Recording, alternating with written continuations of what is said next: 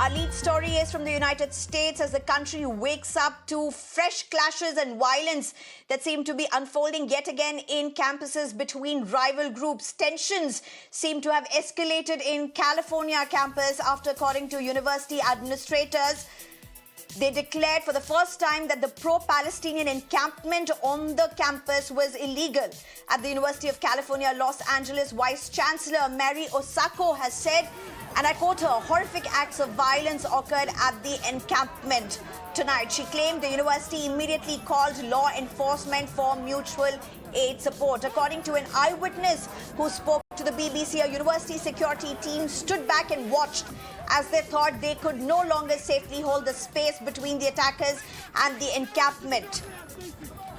Footage online seems to have appeared that show masked counter-demonstrators supporting Israel, attacking their rivals with sticks and attempting to dismantle barricades. I'm being joined at this point by Rishabh. Rishabh, violence continues on campuses. In fact, the fresh round of violence being reported in the Los Angeles campus in UCLA.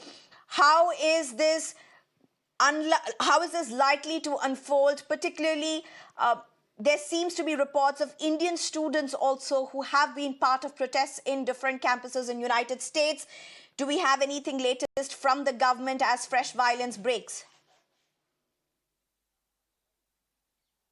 Well, if we talk about the violence in New York, in Columbia University, things are right now at peace, but definitely the critics are now saying that the action taken against students and faculty members on campus in University of University of Columbia is something that is uncalled for. The freedom of expression of students have been hampered.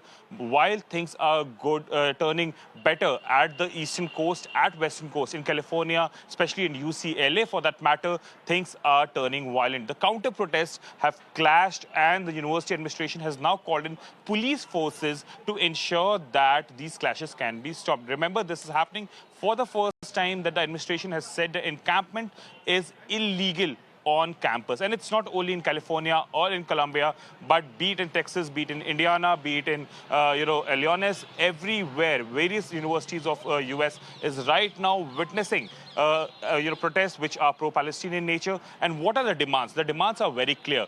These universities have their stakes in Israeli investments, Israeli companies, and even support the research of Israel government and Israel government-backed agencies that should be disinvested. This is what the students have been calling for.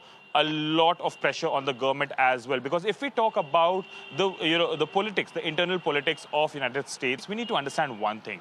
Most of the Republicans do not go for the higher education, while the Democrats go for it. If we talk about these protests, the major people who are protesting are bona fide Democrat supporters. And that's the reason that there's a huge pressure on Biden administration as well right now to ensure that things don't go out of hand, especially in the universities. But things haven't been better in last 1 week or so.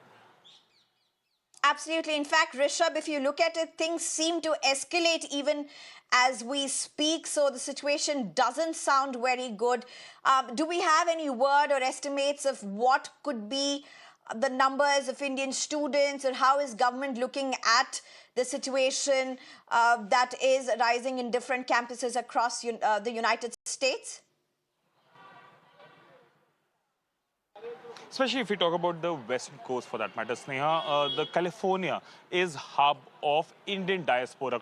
Los Angeles has the maximum number of Indian diaspora when it comes to United States. And that's the reason that UCLA would have a lot of people either from Indian origin or people who are Indian citizens living in California. And that's the reason that Indian government is looking at these protests very closely. Last week around, when there was a press conference from External Affairs Ministry, we did pose this question to them, that how do they see these on-campus protests? And the External Affairs Ministry spokesperson Ranveer Jaiswal was very clear that we are monitoring the situation in US, and people are judged by their conduct back home, which means the United States is being judged worldwide by the way they are, responding to these protests on campuses in various parts of the United States. Remains to be seen how things unfold. As of now, the numbers are very unclear, given that it's still an ongoing situation. So we'll have to wait for the numbers to come in.